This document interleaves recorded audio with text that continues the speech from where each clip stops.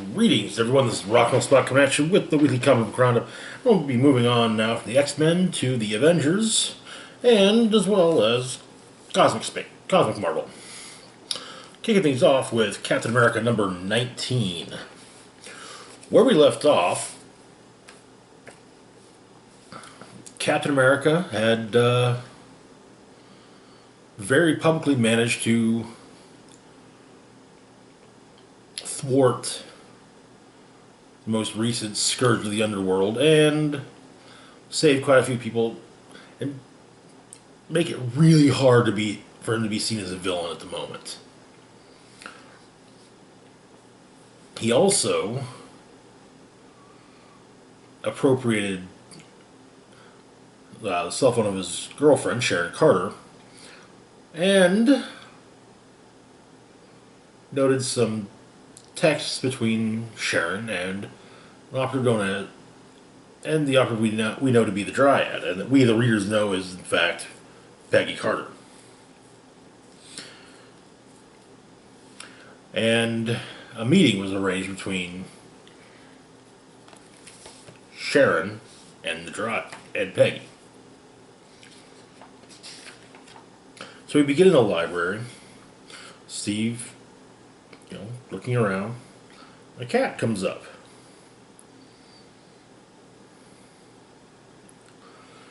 Turns out that for the past couple days, Steve has been tracking Peggy Carter. And there are three things he has to say about that. One, Peggy Carter is dead. Two, Peggy Carter was a spy.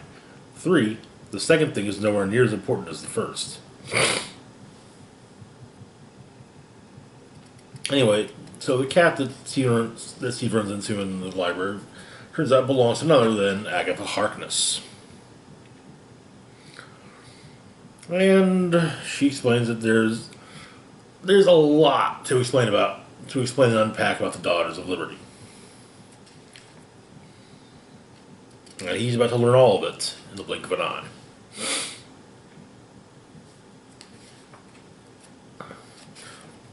So, explained that it started with a group called the Daughters of Light. I want to say from the description of from Harkness's description of when they were formed, it would have been during the Enlightenment. As she describes as being born in an era of free ideas, free feeling, and free expression.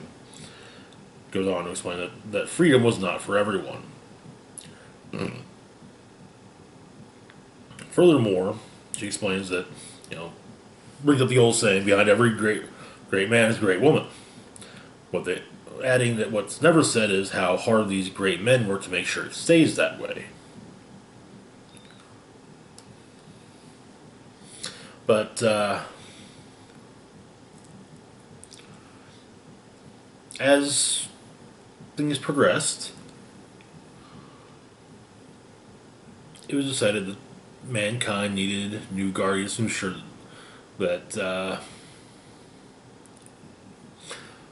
knowledge was not used to rape and plunder. And so, they became the Daughters of Liberty. The captain of the Daughters being known as the Dryad.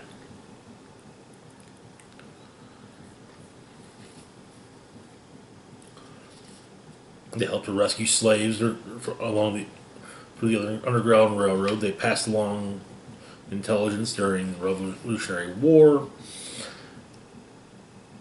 And turns out that Peggy Carter was recruited by the Daughters in the early 20th century. She was in love with a black man. Said that they couldn't be together in this country. She was approached by a woman from Russia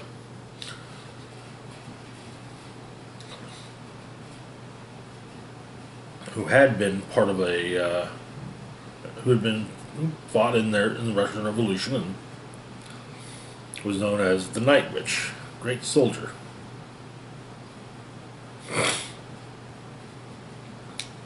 The Night Witch is none other than the woman now known as Alexa Lukin.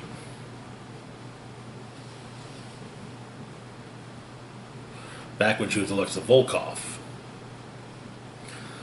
She then became Peggy's handler and helped transform Peggy into a cunning agent, whose first assignment was Captain America.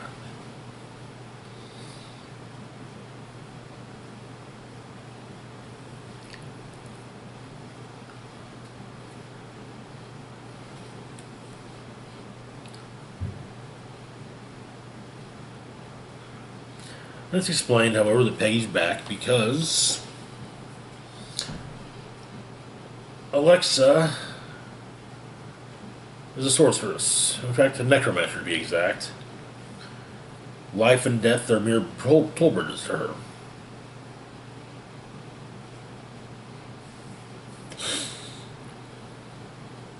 And it turns out that when Sharon was held prisoner by, or was kept, when Sharon Carter was kept prisoner by the Lucans,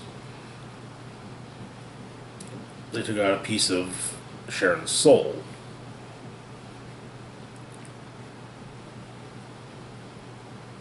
They have the spell in question would have left a stone of some sort.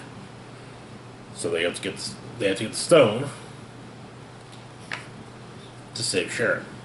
But Sharon has recruited a couple allies as well, Falcon and Winter Soldier, who were in on what was going on with Peggy from the get-go. However, Sam explains that once they were sure that yes, they were dealing with the actual real deal Steve, telling him would have just put too much on him. At that point, he'd been stripped of super soldier serum, shot into another dimension, framed for the murder of a decorated general, and jailed with the worst of the world. And as Sam also adds, piling on top of that bill is not what friends do.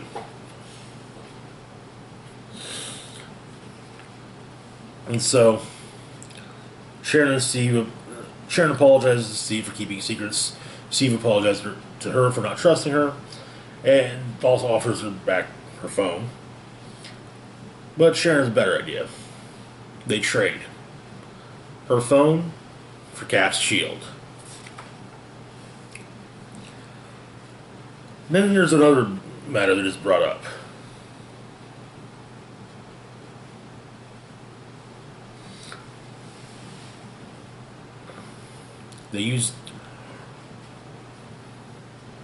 If they're bringing back Lucan, well, and they took a part of Sharon Carter's soul, chances are the plan is to bring back the Red Skull, who for a period shared headspace with Lucan. And that is where the issue ends.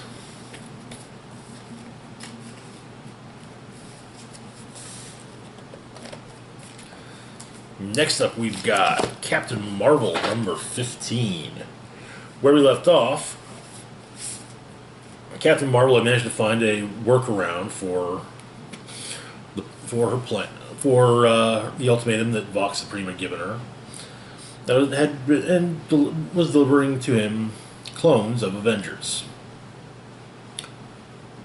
and utilizing a pocket dimension to protect the ones that are the actual versions and keep them from being seen by Vox Supreme. So far, she's taken down Iron Man and Thor. Last issue, she managed to take down Black Panther, but Panther wasn't alone, and she was promptly attacked by She-Hulk. So the issue picks up with Carol and She-Hulk fighting.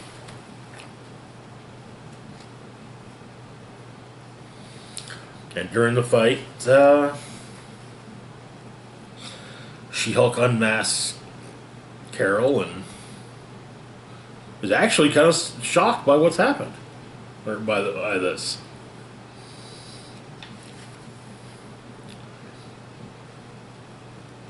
And so she knocks out She-Hulk and takes her and T'Challa back to the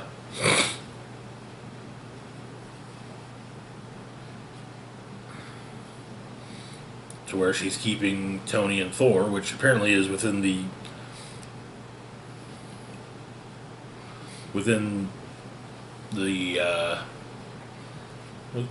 former the cosmic superhero in Singularity. Along the way, however,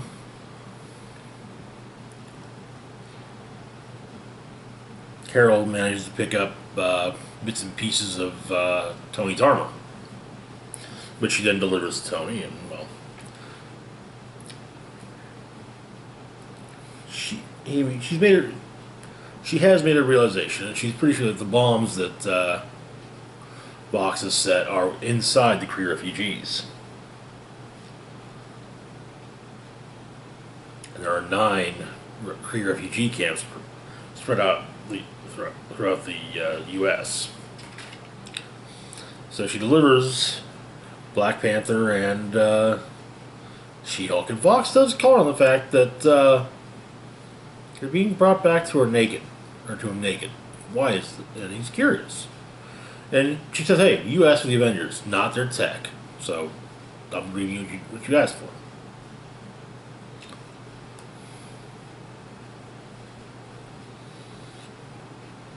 And I'm guessing it's the portion of the Supreme Intelligence within him that that Vox Supreme is conversing with and explaining that they know she's plotting something, and next time they're just gonna have to kill her. So Carol goes to Avengers Mountain where Captain America's waiting on her. They have a brief chat, and then Steve simply says, "Okay, fine, I yield." Basically, if this is how you say it has to be, no point in wasting time with a knockdown, drag out fight. You're making the play. I'm trusting you to do it. And so I'm gonna. She says, "I gotta punch you though."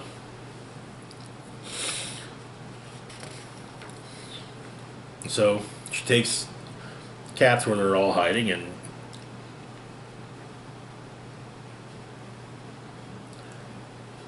turns out Tony may have come up with a plan. So she returns, bringing from the looks of it,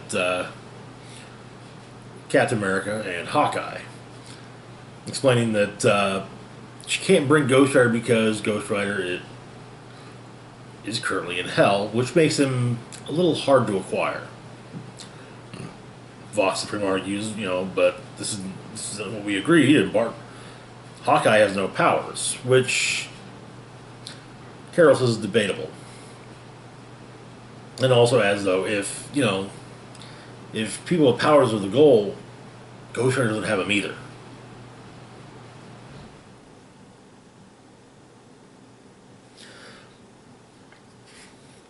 But Vox Supreme does manage to take down Carol and strap her in with the other captured Avengers, and monologues explaining that they merged with the best and brightest fragments of the original Supreme Intelligence and created the greatest version of their own selves, a master race. And then Vox Supreme will be the kings of the universe. Or the master race will be the kings of the universe, and Vox Supreme their gods. The idea being that the Kree the Kree is an early draft of a race. The building blocks, the blocks to build upon for something better, which is what Vox Supreme intends to do. That's where the issue ends.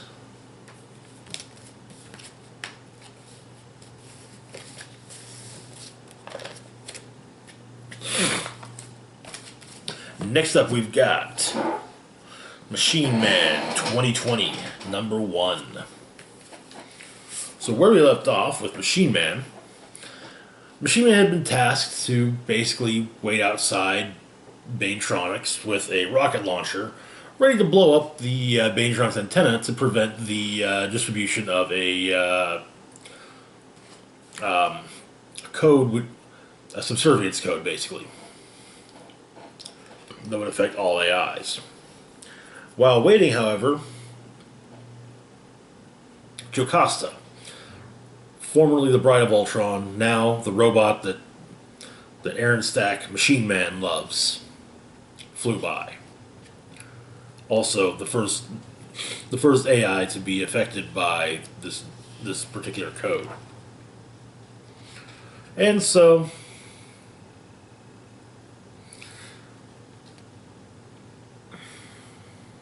yeah, Machine Man gave up the mission. So first off, we get the quick backstory of Machine Man and Jocasta's romance.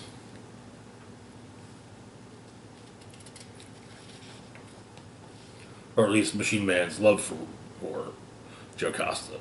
Then we catch up to him following her and, well, explaining what's going on, and she zaps Machine Man off of her hover cycle and causes him to crash down to the ground in a Banetronics facility, where he's promptly attacked by one of the older versions, an older version of himself, X-22, as Machine Man is also known as X-51. So he fights off X-22, then continues to go after Jocasta and realizes that, Banetronics didn't just rebuild X-22, but also X1 through X-21, and X-23, not that X-23, through X-50. And so, yeah, Aaron's having to fight off various, the earlier versions of himself, basically. But he discovers there is a way to turn the tide. Removes a component from X-48. And, well, that definitely turns the tide as he begins removing it from the rest of them. And now his brothers, as it were, take on the Bane security robots. Aaron goes after Jocasta, though, and she is not happy to see him, and basically, this ends up saying that she's happy to, she has a purpose.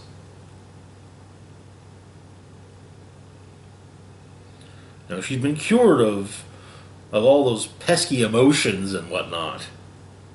She tries to get Machine Man to go for it too, and he says, we don't need curing.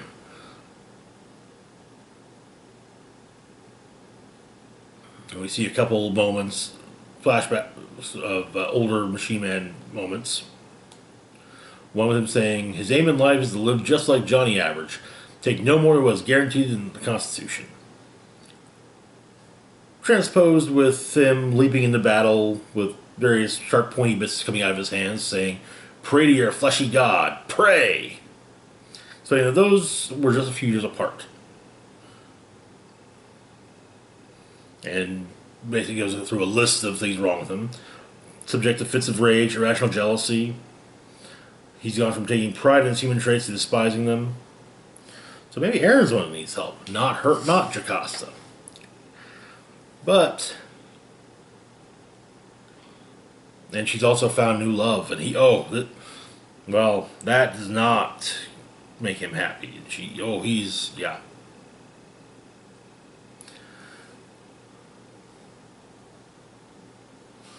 Why, it's X-52, the Machine Man of 2020, who declares Aaron to be obsolete. And that's where this story ends. Then we got we get a backup story set in the future. A group of scavengers going are picking over what's left. I don't know. Maybe it's not the future, but basically going over the ruins of a Banetronics robotics facility that was destroyed by Sunset Bane early on. And then a executive at Banetronics watches as the scavengers are attacked by some of the robot security. But they disengage. So our heroes leave. However, the assistant of the executive, or I guess, leaves his office. Our heroes return to their base, and the good doctor arrives, claiming that he believes in AI independence, and well, Dr. Bashara, that's his name. Forgot. Anyways, Miss Hopgood, his assistant, has taken this to Dr. Cyclope. Well, and so, yeah, big fight. Banetronics security droids arrive, as do some of the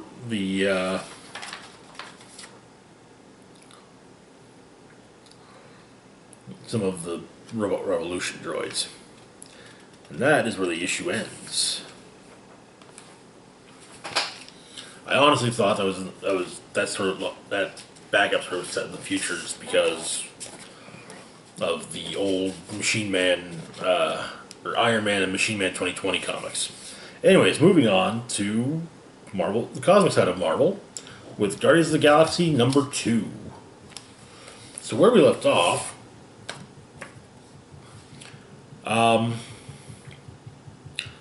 Star-Lord and Rocket Raccoon had been recruited by Nova, along with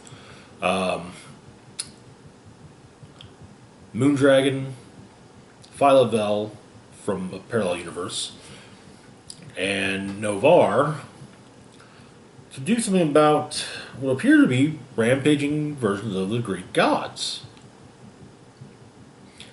So they arrive they manage to infiltrate Olympus, and while going through with a black hole bomb to destroy Olympus, they're discovered, and two, Novar discovers that Hercules is being imprisoned within the city. So we pick up. Hercules is trying to explain to who he is to Novar.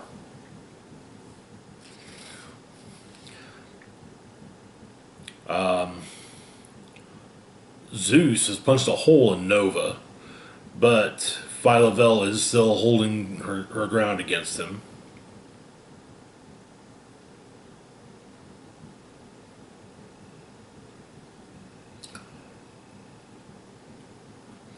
And Star-Lord's trying to get the bomb, which was stolen from the ship, back, and is attacked by Artemis, goddess of the hunt.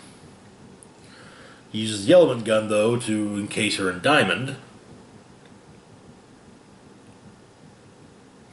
But Hephaestus basically teleports him there and blocks his comms.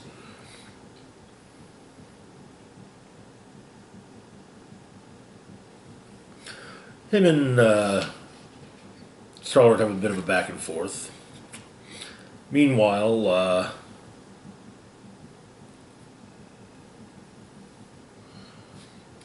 Hercules is freed, and then they run into Athena, who explains war is coming, a war to shake the stars. Also stating that these are the times that wake the gods and drive them mad.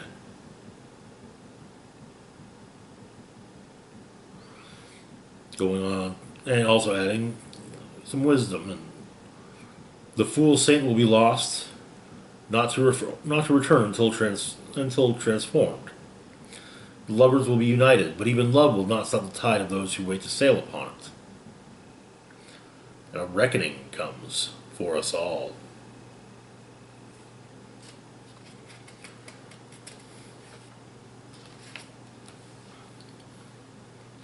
And so,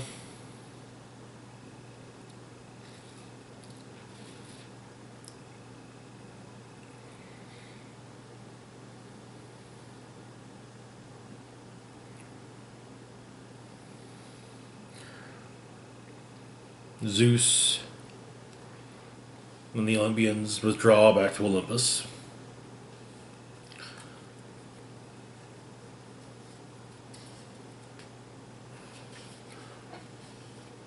Phyla grabs Nova, takes him to a nearby planet to save him, and basically says, it's explained that they're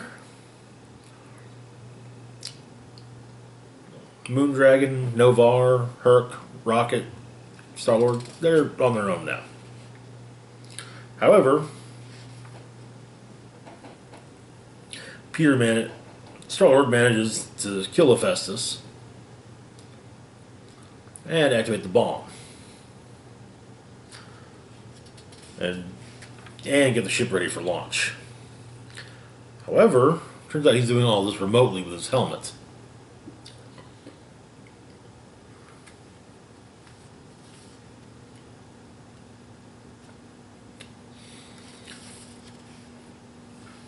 So the ship launches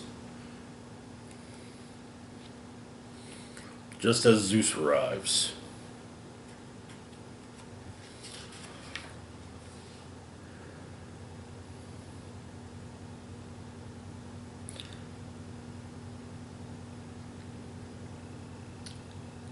And then the black hole bomb goes off right in front of Star-Lord.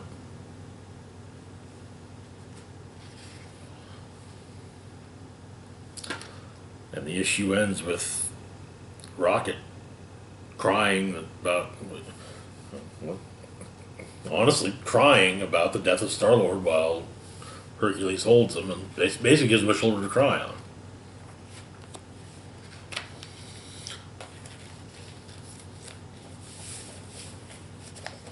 Next up, we've got Revenge of the Cosmic Ghost Rider, number 3. Where we left off, Cosmic Ghost Rider and his new sidekick Cammy were going after a cosmic gangster known as the Cosmic King. And Cosmic Ghost Rider was doing everything he could to keep Cammy innocent and everything, because she apparently has an innocent soul. But now she's being sent in some sort of weird portal by the Cosmic King. So, Cosmic King and Cosmic Ghost Rider duke it out. They wipe out the planet below them, or at least a good portion of it. And we get some backstory about how Frank died and arrived in hell. Pandemonium, to be exact. As Mephisto describes it, big city architecture, small town torture pits. So they talk, and he offers the deal and reviews. While reviewing Frank's life, and he's kind of saying, "Wow, I've never seen a mortal existence so depressing." He says he's supposed to make this offer. It's usually a pretty good one. Return to the world of the living in the spirit of vengeance, slay your soul, ghost rider, yada yada yada. And then he's like, considering your life on Earth, the obsession, the loneliness, you just want to choose the, but Frank says he'll take the deal. So he goes back. Cut back to now, and him and basically Cosmic King just gives him grief that you didn't save people, you didn't save innocents. And he even agrees that he's never been much good at saving the innocents. Little death, that's no big. And we get a little more like his time in totally not Vietnam, his time as the Punisher, watching the other heroes get killed by Thanos, riding around Earth for 10 lifetimes.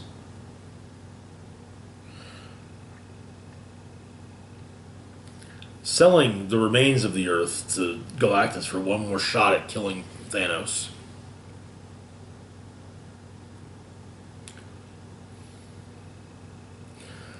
And yeah, but Cosmic King just says, all he hears from the stories that Cosmic Ghost Rider is selling is, the failure. Couldn't win his war, couldn't save his family. So his whole life fighting crime, only to watch it rise.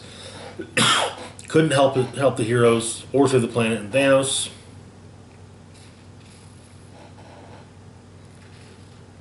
The only one that survives Cosmic Ghost Rider is Cosmic Ghost Rider.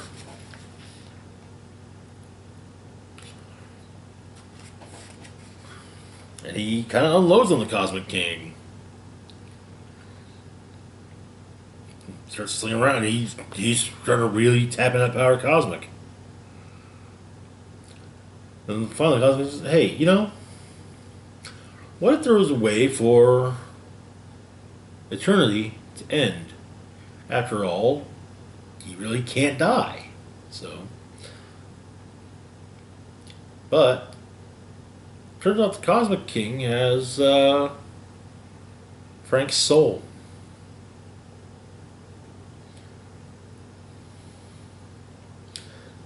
Telling Frank, hey, it's yours again. All the perks, pain, mortality, death.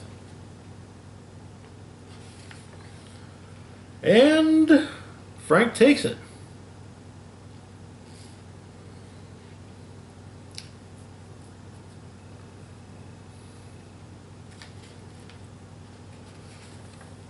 And that's where the issue ends, as Cosmic Ghost Rider turns back into just Frank Castle.